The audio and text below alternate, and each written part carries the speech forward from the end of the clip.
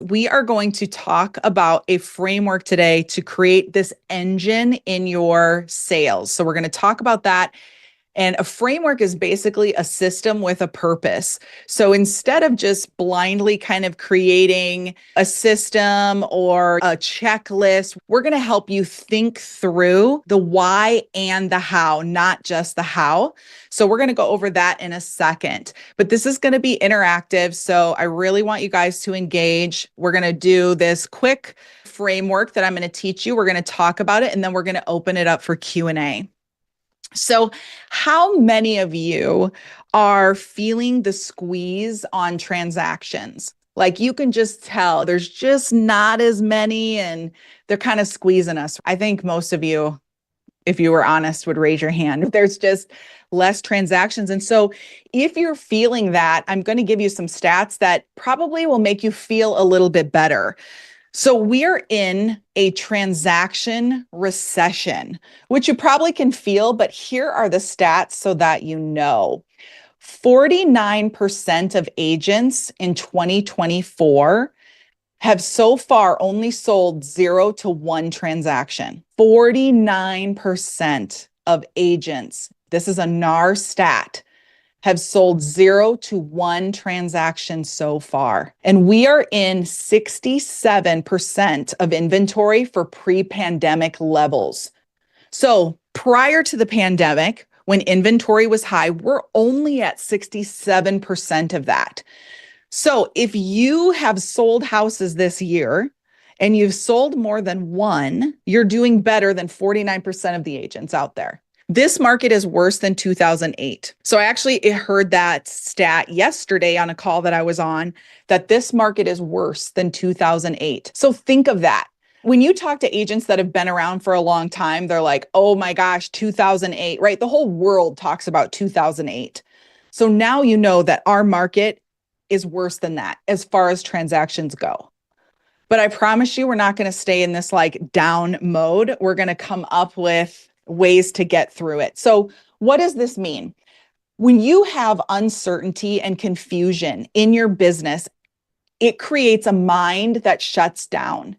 So if you've been feeling like, man, I just don't have the energy or the intention or just kind of the ambition that I used to in my real estate business, it could be because you're dealing with all these different outside factors that are happening to us, right? NAR changes, a transaction recession, rates up, down, sideways, like what is even going on with rates, right? So all of these factors create a confused mind.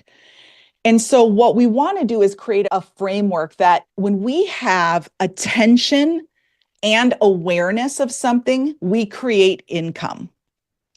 So we want to create certainty, confidence, and energy in your business. Who is ready for that?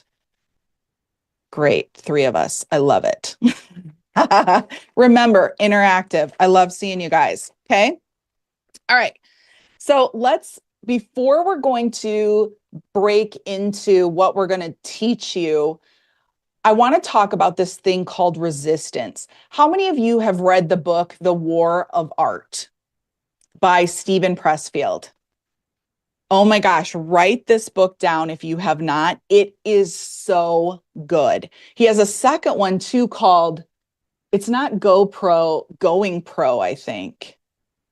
It's The War of Art is his book. The Art of War is by Sun Tzu. Totally different book. God bless you if you can read that thing. But The War of Art by Steven Pressfield. And what's the other book, Lars? Turning Pro. Turning Pro. Yeah, Zippity doodah. I could not think his of it. books are good. Yes. And these books too you could read like a page a day. So each page kind of has a beginning and an end. So it's a great read. Okay, resistance.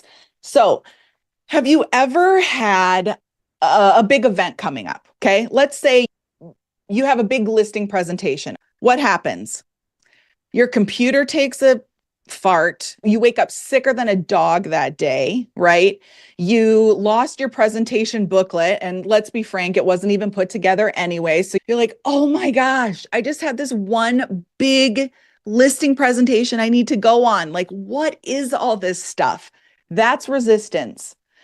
And you know that you're growing and probably achieving more when resistance is hitting you more often. It's harder and harder, and the resistance comes bigger, right? So if you ever had that, just expect it. It's part of life, but it's called resistance, right? And so when you know that this is coming, you now can name it and move forward. So you don't want your emotions to guide you. You want your plan to guide you. So all the plans, let's take this listing and presentation, for example, all the plans that you put together in your head to prepare for that listing appointment, that's your past self. When it's time to show up for that listing appointment, that's your future self going into that. Your future self is the one that has all that resistance. You don't feel like it. Your car has a flat tire, you have zero gas, all the things happen. That's the resistance piece. The key is don't let your future self dictate the plans your past self made. Don't let your future self dictate the plans your past self made. So even when you feel like crap, even when you don't feel like making the calls, even when you don't feel like reaching out to that past client, because you made the plan before and you took the time to say, I want to do this, your emotions don't dictate whether you do it or not. You do it anyway. So don't let the resistance get the better of your business, especially when we hear these stats. Most agents aren't selling more than one home this year. There isn't enough transactions to go around. Listings are the hardest to get. Where do I find listings? How do I get a listing? How do I get people to pay my commission? That's all resistance in our world, and we can work through it.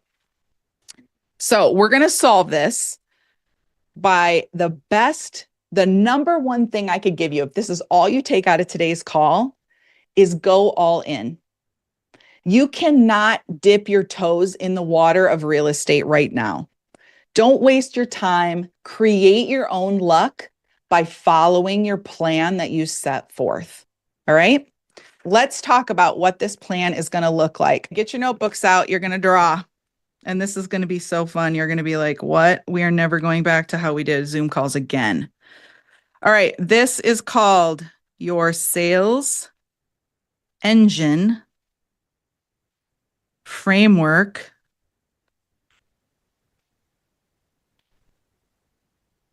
Okay. All right.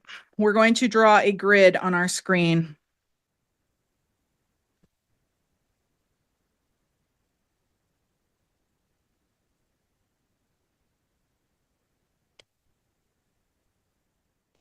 All right. Top left, opportunities.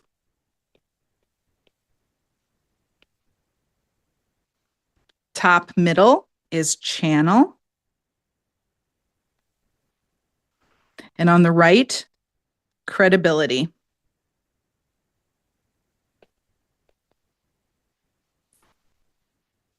And the top, we're going to start with what first? Okay. So what do we know about this real estate environment that we've just talked about, the recession of transactions? So we have to create opportunities in this type of environment, and opportunities that are not like everybody else.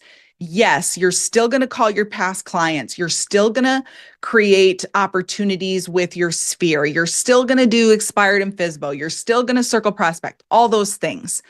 These are different opportunities based on different stats that we have. So in 2024, 20% of the transactions that were sold were new construction. So 20% of the transactions are new construction. So that's an opportunity. New construction is an opportunity. Number two, there is a record amount of debt right now. Student loan debt, credit card debt, auto debt. 3 types of consumer debt. So we have record number of debt.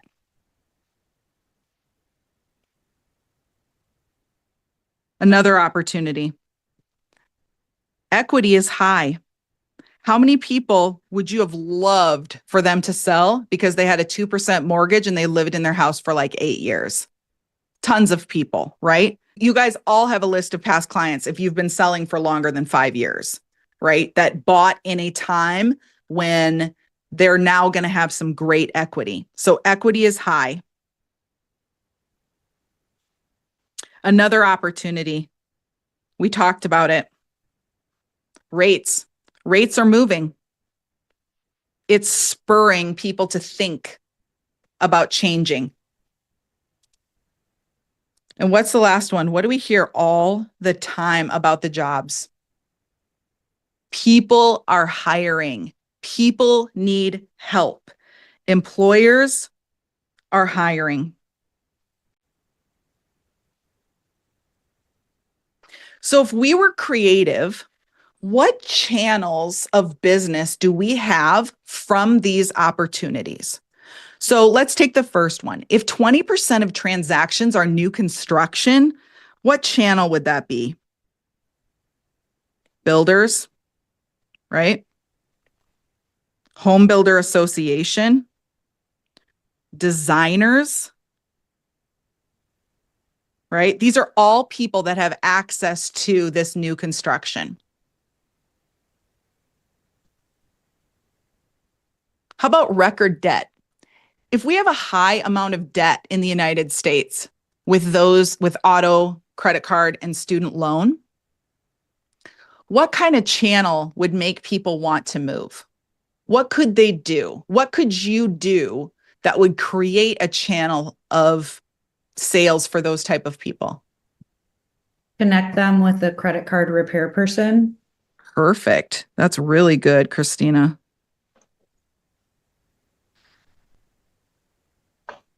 That's also probably a lead source, right? Hey, I've been working with these guys and now they're ready to sell. Yep. Also, I think cash offer. If these people have high debt and now it's creeping into their lifestyle, high lifestyle, lower income due to debt, they might need a cash offer. So if you offer cash offers, this would be a great source for you too.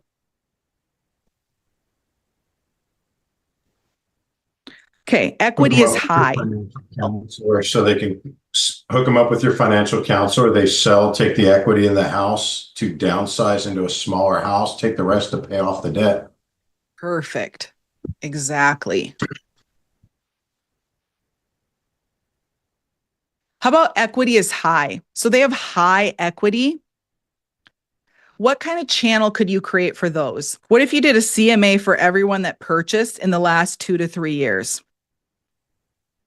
And show them that they have equity, even in that little amount of time, as well as the ones that you've known for a long time.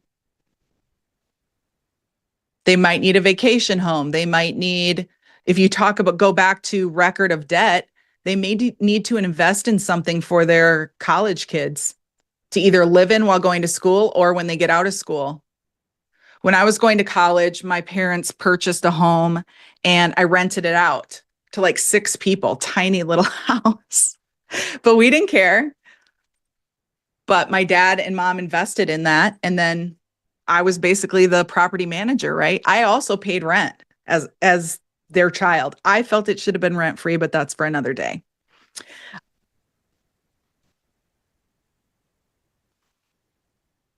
How about employers hiring? What if you became a company's top resource? So relocation companies? Yes, relocation companies. Perfect. Bundle Select. Yes. If you have access to Bundle Select in your brokerage, love that program. I would even tap into previous work history if you've worked at any previous company, Yes. reaching out to them to see how you can be that contact person. Perfect. Or even if you sold a client a house and they work in some company that's doing a lot of hiring, they may be able to get you in as well. Very good. So now we've created opportunities from stats. So this is important too. When we're doing things like KCM and we're watching those calls, take some of these stats, put these in your framework and think of the channels that you can create from those things. When you're listening to the news, whatever's happening, when you're reading your local business journal, take these opportunities of stats and information that you're hearing and put it in this framework. That's why we're teaching you a framework. I could have just given you, here's channels to get sales, but now you're learning, okay, here's how to think through other things that are happening in the market and not just how every other real estate agent thinks. So now let's jump into the credibility. So in order to figure out how to help these people best, we have to become the most credible source. And we do that by, number one, figuring out on these opportunities, what is their number one pain? What's the number one pain they're facing? We kind of talked about it in the channel with the record of debt.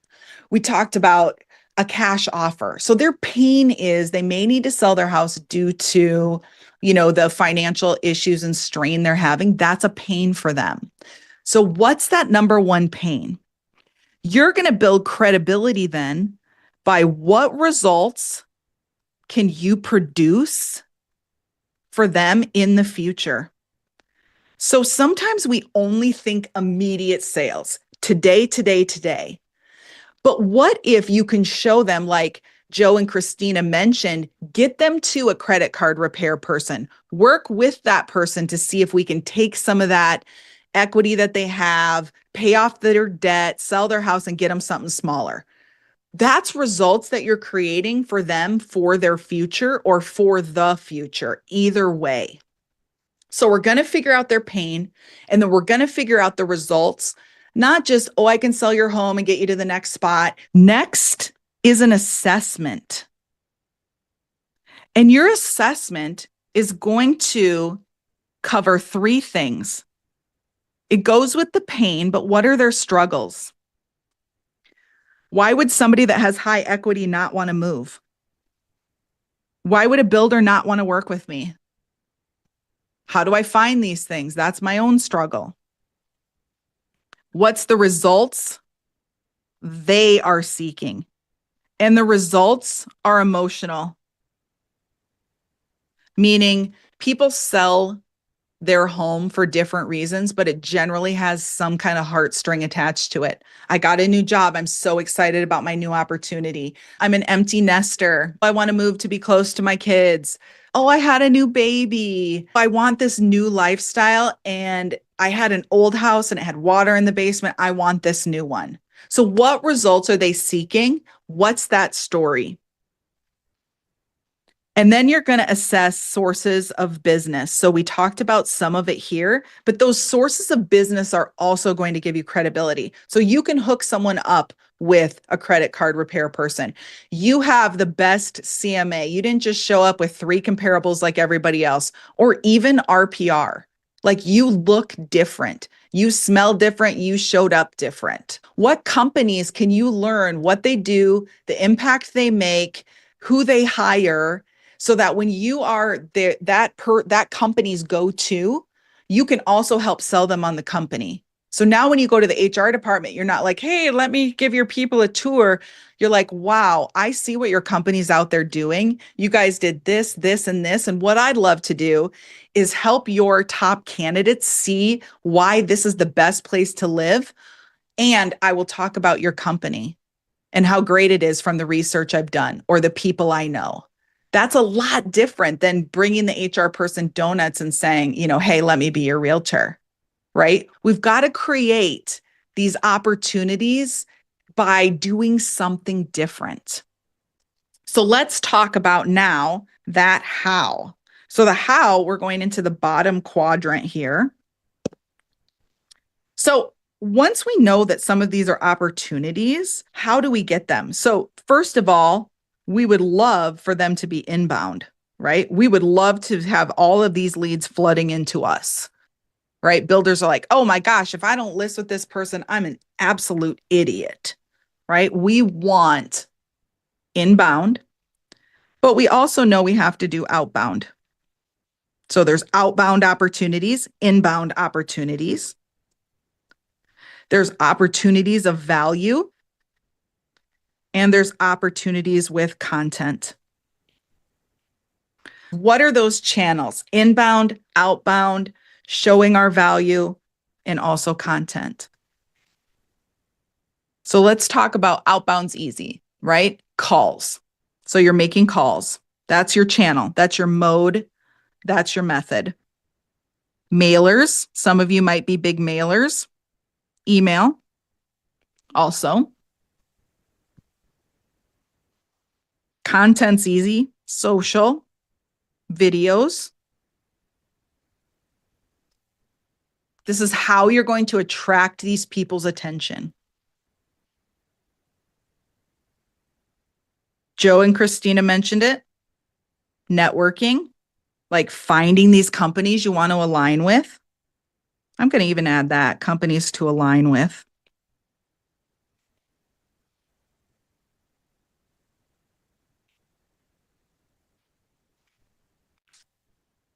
What else? How would you show value, the value you bring to a transaction? Who could talk to that for you?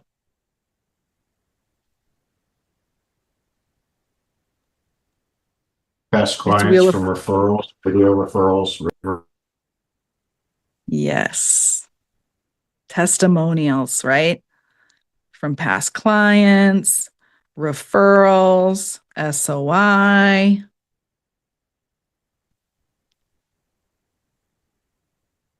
Remember when we were talking about creating some results for them, even if it isn't the future that you want, which is selling their home? So you're connecting them with different people. Maybe they don't want to sell and they're going to refinance. You're connecting them that way, right? You're demonstrating your ability to solve their problems.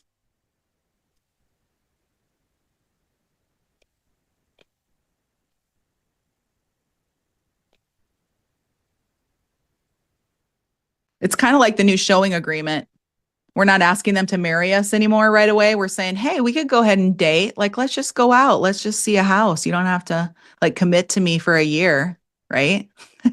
That's why more people are showing up to an open house. Just like Chris said, some people are saying, hey, you have to sign with me for a year. And they're like, I don't think so. All right. How would we build credibility? The best way to show credibility is, again, part of that problem-solving person, and that is writing down what would their top 3 objections be. So when you're working with, let's say, 20% of the transactions are coming from new construction, there's buyer objections, there's seller objections, there's builder objections. Write those down and solve them. No professional athlete steps on the field for their game and they haven't put in hours and hours of practice and game tape and working out and studying what's happening, right? They are seeing everything on the field or on their court and mapping that out so they know how to solve it if it comes up.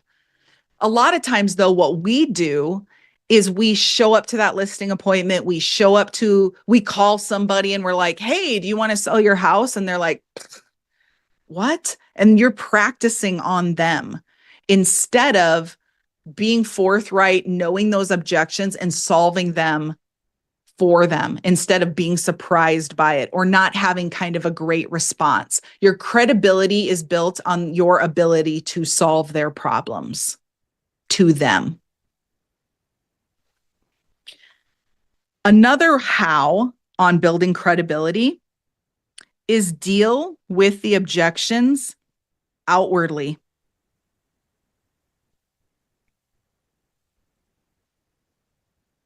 This is a great content piece. So if you're looking, what do I put on my social? What if you talked about some of the objections that you're getting?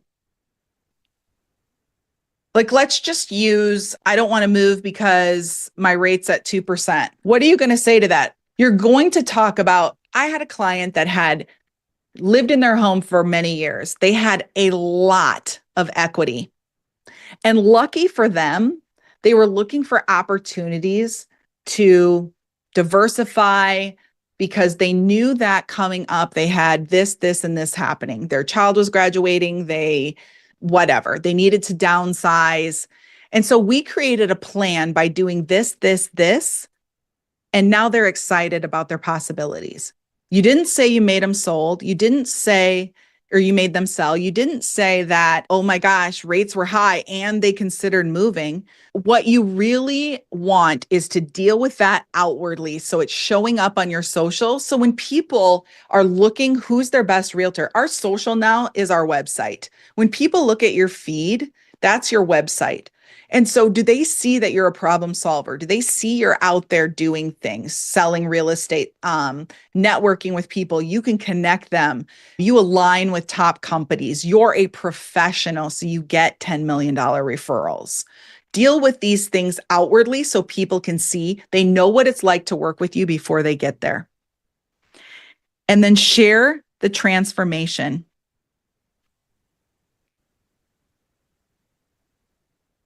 This really stuck out to me yesterday. I was on a call and we were talking about story brand. This really stuck out when I was thinking about this call today and, how you build credibility. And so if people can see themselves working with you, and not that you're the star, but their dreams are the star, then you're going to win. So it gives you a new way to look at this. If you look at this framework, isn't this like 1,000% times more fun than thinking, oh my gosh, I gotta just do this or that, or jump on the phone for 8 hours? It gets you thinking like, okay, I am the owner of my business. I am the one driving this sales engine. And if I was a Fortune 500 company and I had to show up with a true business plan, would it be the same old? Because the same old isn't working. There aren't enough transactions to be vanilla, to be in a medium. You got to stand out. All right, let's get in the chat really quick. What do you love about this framework? What can you use? What got you thinking? What's the best part? Niching down, being specific. I love it. The simplicity of finding solutions for business growth, solution-oriented, really good. You're growing more when you feel resistance. Don't let your future self dictate the plans your past self made. Go all in. Less is more. I love it. If you picked any one of those strategies and went all in with creativity, you could sell 1 to 2 homes per week. Dig deep, think out of the box, don't get stuck. Love it. Who's got questions? I have a question. Every time you hear people on here and they're making ookle bucks and they're just selling droves of real estate and making all this money, to hear these stats, it really blew my mind this morning. I thought something was wrong with me, but I guess it's not just me. These are the kind of things you need to share more for the majority of people, because they need to know it's the way that the market is and the way the times are. Yeah. I appreciate that, sharing that. Yeah, you bet. And that's such a good point. We can feel on an island and kind of keep all that to ourselves, right? Because we want to put our best foot forward. Nobody puts their ugly pictures on Instagram. And so it is important. That's why I love when you guys come to this call and share, because it helps people. It helps people understand. And then, yes, sharing these statistics that, not everything is roses, but we just created a way for you to create some sales, get some momentum, have some clarity for sure. So great share, Joni. Thank you. David, go ahead. First question is, I need to move. How do I move forward on the seniors? I'm connected with probate to a degree. I have an avenue there. But as far as incorporating B School and all of what it offers with the other levers, FSBOs regarding seniors, expireds regarding everything being directed towards the senior market, because they usually have the houses. Everything that you said on here, the seniors meet all this criteria. they generally are going to have the houses that have equity. They're generally going to have, you know, margin with their money. So it answers a lot of these questions outside of the new construction, which I've been through that. And I don't really want to fool with that because builders are extremely disloyal. So can you connect me with B school and senior niche? That's what I need help with. Okay, so not everyone here has access to real estate B school. That's why we're creating this framework. This framework is teaching you what opportunities do you have. So you just said, I want my niche to be seniors. You know that they have high equity, that they need to move for whatever reason. So what channels do you have? Since you picked this as your niche, you must know what channels there are to help you find and connect with these opportunities that you've created. So Right. use this framework and move right through it. Your credibility is going to be the same. If you look at this bottom part and you just think of it in terms of framework, in terms of senior niche, you're going to find exactly your answers. There isn't one module in real estate B school that you were talking about that covers senior niche. So that's why this is it's such a great question, David, because this is exactly what I wanted to show you guys today, is that one idea of business isn't the end all be all. So that's why I want to teach you how to fish. I want to teach you how to think through this so you guys can create something that you're going to actually do. Because how one person does one niche and one person does another one are going to be two different things. And you have to find the framework that works for you. So identify your opportunities in the senior world. Figure out how you're going to connect to those. So do you need to go talk to senior living places so that the families are going to talk with them, right? You need to look at neighborhoods that have primarily a age, you know, of people that probably have lived there forever, right? You know those subdivisions. So that's where you're going to identify and market. So think of the opportunities inside that niche. You already know how to build your credibility. It's all here. This actually stays the same for any framework or for any niche or any opportunity. You're going to build your channels. This how is going to be similar. And so now you have your plan. You just have to take the time to kind of put it together for yourself. Does that make sense? Yes. It's so case in point, where I am right now, I need to be prospecting based, marketing enhanced. Okay. It's staving off because anywhere you turn outside of you guys, really, everybody's opposite. It's like we're in a market where, like you just said, 50%, we'll just round it off and say 50% of agents sold no homes this year. And yet everybody's like, well, market more, build your brand, build your website on all this bull crap. And it's bull crap if you don't have any money. So it is turning it around and being prospecting based. Well, then you go prospecting based and it's like, okay, I can get on a dialer, I can do circle prospecting and all that when the percentages there are less than 1% and 2% on your return. If you have a lot of excuses from past experience or whatever you're hearing, or you don't like the stats, you're going to get to keep those. So I would say, because you know you have to be prospecting based, don't let all these other things worry you. Get on a dialer, make your calls, convert at 1% to 2%, totally fine. And as you start to warm up that market, those percentages are going to be better. Yes, you can scrub them through do not call. Dialers will help you with that as well. But just get into action and don't let all of it stop you. The resistance is stopping you. Everything that you're naming is resistance. And it's okay. I appreciate you for, voicing it, but you have to remember when we talked about you have to create like the energy back. Find something that you like to do and do it. So if it is seniors because you have a heart for that, find the part that you love, get prospecting, convert them for yourself. Don't shut off all the noise. You're letting too many people tell you what's happening.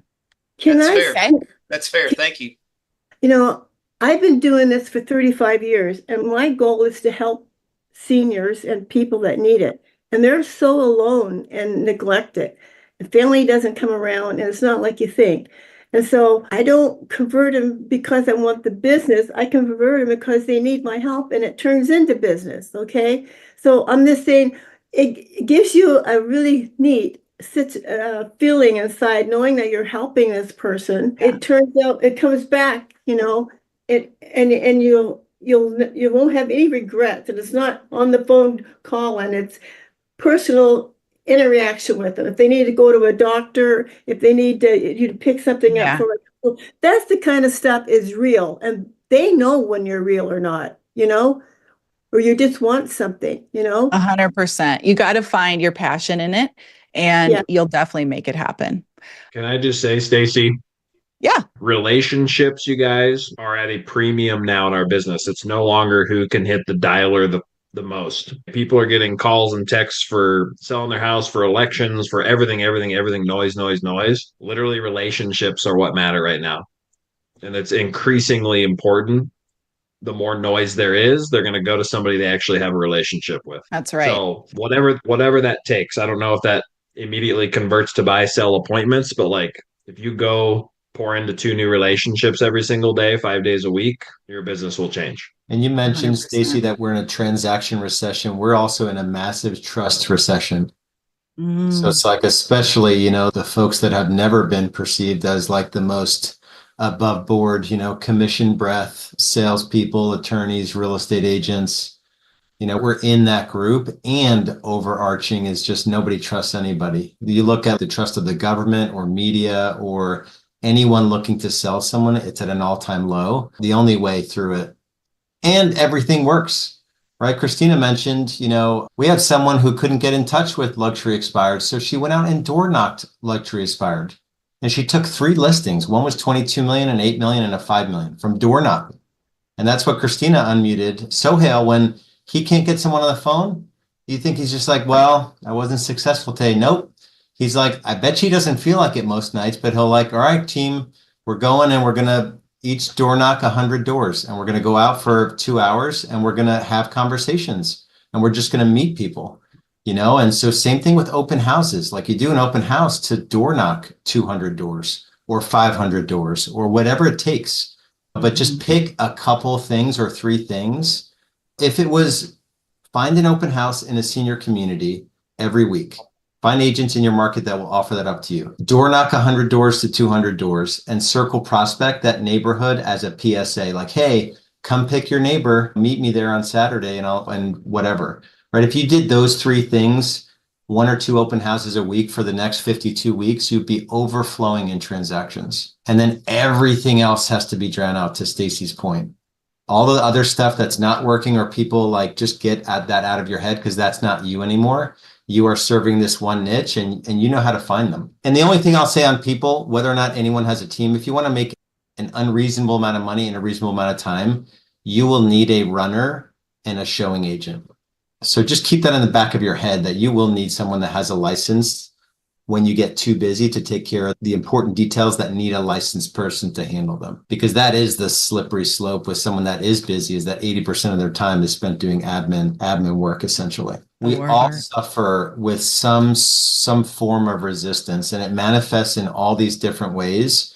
And he is just like smack you in the head with a 2x4, the way he writes, his style, Stephen Pressfield. So if you need to be smacked in the head and you're making excuses on why you're not successful, literally at EXPCon, I talked to an agent in the same market, best year ever, sold 1 home in the same market.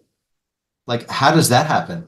It's like one just decides that the market has nothing to do with their production. They're lead generating 3 to 5 hours a day, and the other has not lead generated in the last 90 days. And they're just hoping the business will flow to them like it did. There's no coincidence around this stuff, but it takes consistency and way more time than anyone is willing to give it, which is good news. All right. Thank you guys for engaging. You did such a good job. I appreciate it. And we will see you next Tuesday for our next mastermind.